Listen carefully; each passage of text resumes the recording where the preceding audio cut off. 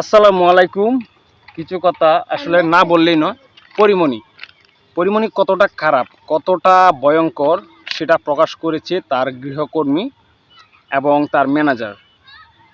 মানে মানুষ এতটা নিচে কিভাবে নামতে পারে দেখেন। মানুষ সন্দেহ করতেছে যে তার হাতের নাগালে আইন প্রশাসন। আমার মনে হয় সেটাই।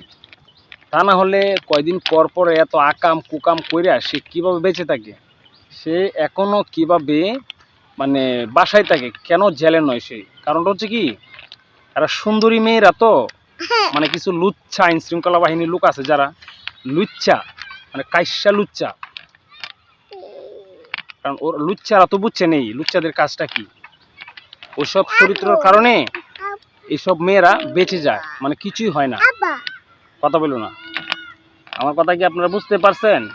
এই লুচ্চা বদমাইশ আইন শৃঙ্খলা কিছু আছে, বাহিনী আছে, যেগুলা বাহিনীর মধ্যে যারা এইসব অসভ্য কাজে লিপ্ত হয় তারা এইসব মূলত এইসবে জড়িত হয়ে যায়। না হলে পরিমণি এত সমস্যা, তার কিছুদিন পর পরে এই আকাম ওই কুকাম, হিন্দে ওরে বিয়ে করে হিন্দে এবার একটা মানুষের চরিত্র এতটা খারাপ, ছি।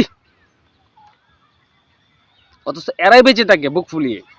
কারণটা যে কি, ভালো মানুষের দাম নাই তো এই দুনিয়াতে। যারা খারাপ তাদেরই সম্মান আছে এই দুনিয়াতে, বুঝছেন না? এটা বাস্তব, এটা তো আমরা দেখতেছি। পরিমণির চরিত্র কিরকম একটা পিচ্ছি পোলাপানও জানে, অথচ সেই মানুষটা বুক ফুলায় চলে।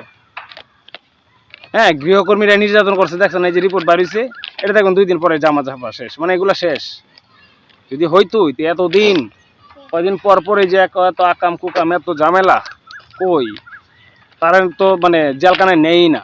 কেন নেয় না? এই যে বদমাইশের কারণে। এই হচ্ছে বাংলাদেশ।